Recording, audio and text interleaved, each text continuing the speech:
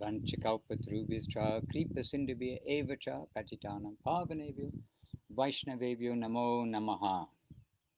All glories to our wonderful guardians, Srila Bhakti Sundar Govinda Dev Goswami Maharaj and Srila Bhakti Rakha Kridhar Dev Goswami Maharaj. Ki Jai. All glories to worldwide Acharya who's brought Mahaprabhu's message to all quarters, Srila A.C. Bhaktivedanta Swami Prabhupada. Ki Jai. And all glories to Srila Bhakti Siddhanta Saraswati Thakur, the actual instigator, the actual bringer of the pure current of Mahaprabhu's message to the whole world through his teachings of what is and what is not pure devotion, the pure message of Mahaprabhu, and through his distribution broadly, especially through Srila Prabhupada, Srila Guru Maharaj, and Srila Gurudev, or Srila Guru Maharaj, Srila Prabhupada, Srila Gurudev, or Srila Gurudev, Srila Guru Maharaj, and Srila Prabhupada. Through these three great acharyas in particular, we've got our opportunity to hear, learn, understand, practice, connect with, make our life successful. All right, this week I would just like to quickly give honor to the to all the Vaishnavas, with honor to the Vaishnavas, and that this week we had as a surprise and happy special guest, our VIP guest, Premadas Prabhu from Australia, who joined one of the Zoom programs that we were doing with Italy, Vila Govinda in Italy. And we were very happy to have his presence because Premadas Prabhu, he's been around for a long time. Now I can't properly say his history, but he's one of those steady, quiet doers in devotional service who has basically helped so much to develop, maintain, and give encouragement to the devotees at Sri Govinda Dham in Australia. So I mentioned Premadas Prabhu because it was a happy surprise that he came to join one of the programs that we're doing this week. And also we asked Premadas Prabhu, please give some advice for the devotees. And Premadas, in his very humble way, he has such a gentle Vaishnava nature, and he also very shy to come in front of the camera, etc. But he was talking with me, and then I asked Premadas Prabhu, please, we are just about to talk with the devotees in Italy and other places that join together in Europe. And I asked him, Prabhu, please share your wisdom, share your devotional experience. So many years you're a devotee. And Premadas, very humbly, he is saying, all right, Prabhu, if you ask me, I must do. And he said, so this is Premadas speaking, as it were. He said, my experience in this devotional path is that sometimes we are encouraged and sometimes we're discouraged or we don't feel enthusiasm, etc. But he said that Gurudev, Srila Govinda Maharaj, told him, whatever circumstance you're in, simply keep on trying and I will be pleased. And Premadas Prabhu told that this keeps coming in his mind, that this is actually what Gurudev wanted from us. This is what Guru Maharaj wants from us. It's what all of our guardians want from us, that we can simply keep trying. So we know already that there are always some obstacles, unexpected, and you can say some are expected in the journey between A and B. And especially if we're going to climb a mountain, we're going to have some hills, we're going to have cold days, wet days, but we're also going to have some very beautiful days, days where we are encouraged and think, yes, this is very worthwhile, etc., etc. So Guru Maharaj used also that simile or analogy that when going to climb Everest, for instance, or you've got some aim, some peak, in the beginning there's a lot of enthusiasm because, yes, we're enthusiastic, we're going to make this journey. And towards the end, when the end is in sight, there's something in sight and something almost tangible there, then there's much enthusiasm to make that, what do they call, push, the last push to the summit. But in the middle time, then that is the time when lots of hard work is necessary. that's the time when we have to keep on going. So Gurudev saying, keep trying. Whatever circumstances you're in, keep trying. And Premadas is very sweet. And I can say something, that hearing from the devotees, it has some value. So from Premadas, we are sharing this to you around the world.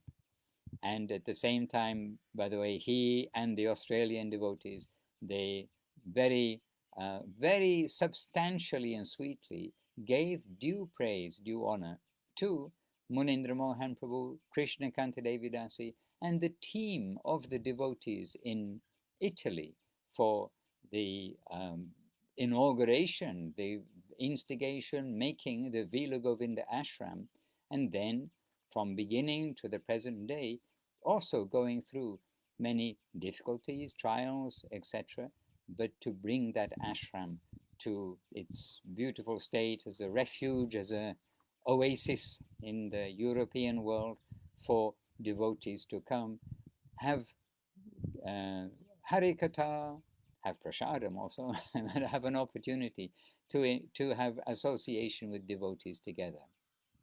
So in the world, we've got beautiful temples such as Govinda Dham, where Premadas is maybe the treasurer. I'm not sure his official title, but he's a key pillar of Govinda Dham. Govinda Dham is actually built on pillars, just as the building I'm underneath is built on pillars. It's actually made fully of wood. But he's a pillar, devotee pillar of the ashram since day one to the present day. And they have plans. Of course, man proposes, God disposes, but they have plans which are approved by the government. They have the permission, etc., for expanding the temple there. So we'll see how that will turn out in due course of time. And that also has come by the activity of Premadas Prabhu. So we are very happy to remember the devotees, to have their association, and to hear from them the things that keep them going in spiritual life, and the things that keep them going, in particular, if it's something that's come like as a direct direction, direct instructive from Srila Gurudev, Guru Maharaj, from our guardians in this way. So, motto for the week, keep trying, whatever circumstance we find ourselves in, just to try to keep trying. And a reminder that Srila Bhaktisiddhanta Saraswati Thakur, in his article, or not article, but a short list, I think it was 14 points, that Srila Saraswati Thakur gave about the rules of the mat, rules of the temple, rules for those coming to the temple. And one of those rules was very simply that the first duty of the resident of the mat is tolerance. So it is well known to our guardians that so many things we have to tolerate in this world. And this has been illustrated by Gurudev Srila Bhaktisundar Govinda Dev Goswami Maharaj, like repeatedly, practically daily, and certainly daily for certain lengths of time, in so many ways, about all sorts of things we have to tolerate in this world. On the material side, on the spiritual side, we have to accept our lot. We have to accept that we are favorably being dealt with by the environment, even though the environment may not look very favorable to us. So what can we say? This is another example that if we come into the association of devotees, we must be very careful in their association. And we must always be looking to give praise to the devotees. Recently, I was hearing about the glories of one of our dear godbrothers who passed away actually several years ago. And anyhow, not necessary to mention his name, but he was a very sweet and sincere devotee. And I was listening to the praise of this devotee.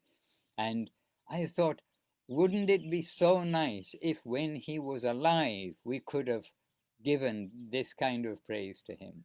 And no doubt we gave some due honor and praise, but in this like condensed form where we just going through one by one, like all the wonderful qualities of the devotional nature of this particular devotee. And I thought too, if we can do this with each other while we're alive, let's not wait for such and such Prabhu, Didi, Maharaj, whoever it may be, Vaishnava. Let's not wait for a Vaishnava to leave from this world before we start to think, oh, what are the glories, what are the good qualities of this devotee? So we're in a living family, and the Ishtagoshtis that Srila Gurudev described, that Guru Maharaj arranged long ago in Chaitanya Saraswat Math, the Ishtagoshti was for the devotees to come together and give honor to each other publicly, publicly amongst the Vaishnavas, to say what service that devotee is doing, what particular nature, the quality, Vaishnava nature of that devotee. So it's not waiting until somebody passes away, and we're accustomed to, of course, give remembrance to these devotional qualities when devotees do leave from the world. And yearly we come back and revisit such and such devotees, remembering their qualities.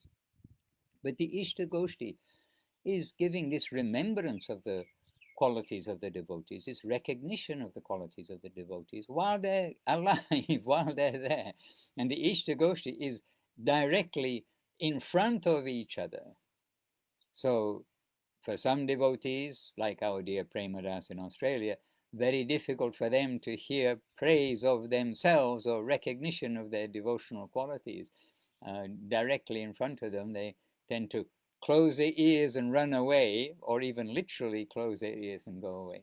But also, when it's a directive of our gurus, a directive of Guru Maharaj to have Ishtagoshti, when it was a directive of Srila Gurudev, we had Ishtagoshtis in Navadip during Gurudev's time, sometimes regularly, sometimes irregularly, but an opportunity to recognize each of the devotees. So Srila Bhaktisiddhanta Saraswati Thakur, he knows that there are bubbles and foam in the bubbles and mud in the Ganges water from time to time, and he knows that there are bubbles and mud in the behavior of the devotees perhaps from time to time. But we must overlook that. We must notice the spiritual side, the valuable side, the treasure, the hidden treasure inside of the Vaishnava, inside of the covering, which we tend to see first with our external vision, because that's how we've been brought up always. We are seeing people first by their outer nature, and then the more you get to know somebody, then the more you can say you understand the nature of the person, etc. So in the Vaishnava family, then we need to keep that as our priority. So Srila Prabhupada, he's encouraging you to keep association with the devotees. And how to keep association with the devotees is not to see their faults, and the opposite, to praise them and to render service, together. Service comes in many forms, and service, yes, cleaning the temple, doing these kind of activities, the shared services of cooking, washing the pots, and doing the various necessities, keeping the garden clean, picking flowers, that kind of thing. But also Shravanam, Kirtanam, Vishnu Smaranam, Pada Sevanam, etc. The 9 principal activities of devotional service. That means coming together, reading together, singing the songs together, following the practices, the favorable activities that have been given to us by our masters.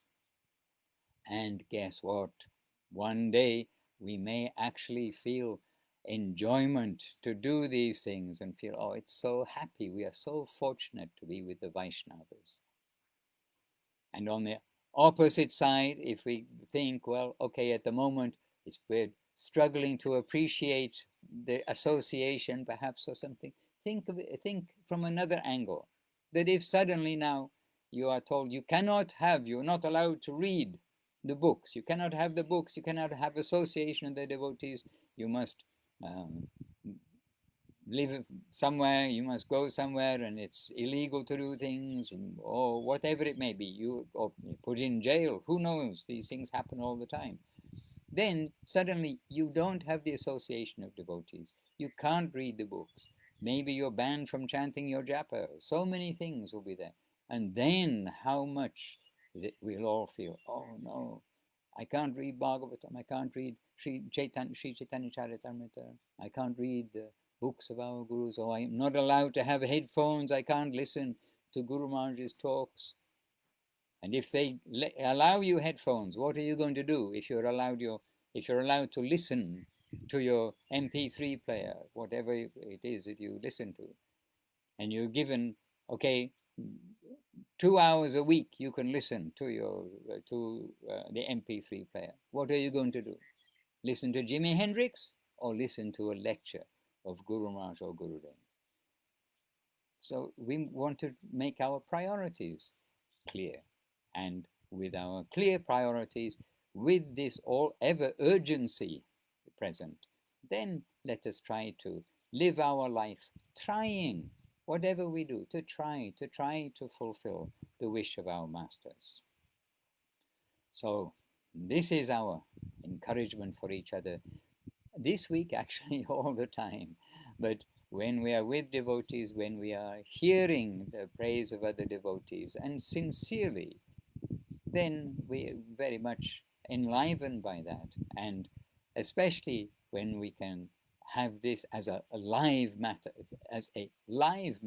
rather than, as a secondary matter after the disappearance of somebody. Oh, they passed away, and then the devotees are searching for the good qualities in the Vaishnavas. So here we are. The virus world in some places is kind of settling down, some places is getting worse, some places getting better, some places staying the same. And actually, for quite a lot of devotees around the world, the virus, this recent pandemic, epidemic, whatever the technical name is, then this prevented devotees from coming together for some weeks and months.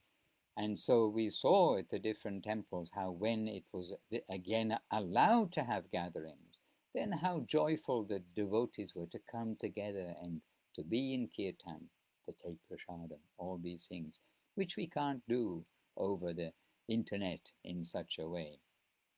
However, I can mention a quick thing, that we've had actually very good feedback from the Veda Life Festival of Ukraine, which ended last Sunday. But in these last few days, so now it's almost a week. No, it's not yet a week. We're on Thursday. It ended on Sunday. That was the last day with the various programs. But we've had very good feedback, and of like so many who have shared, and so many viewers, so many likes, all these things in connection with the varied broadcasts by the different devotees with different specialities, interests, what you may like to say, but all to draw the public to hear about Mahaprabhu, to draw the devotees to remember about Mahaprabhu, to draw everyone for their benefit. So the online Veda Life program festival in Ukraine is a good example. Also the devotees Shama Rupere Vidasi and Jananivas Prabhu and Rasananda Prabhu. And if anybody I missed out, please excuse me, but as far as I know, those three were the key kind of technical persons, as well as the key like movers and shakers to make it all happen. Avaninath Prabhu, did I mention? Yes. And so again, credit goes to them for working out how to do it, how to present it, how to let it be known to the otherwise would be attending Veda Life physical attendees, because remember, in previous years, this has been an annual event and it has drawn thousands of people, literally 25 to 30,000 people over Friday, Saturday, Sunday, and a bit of Monday.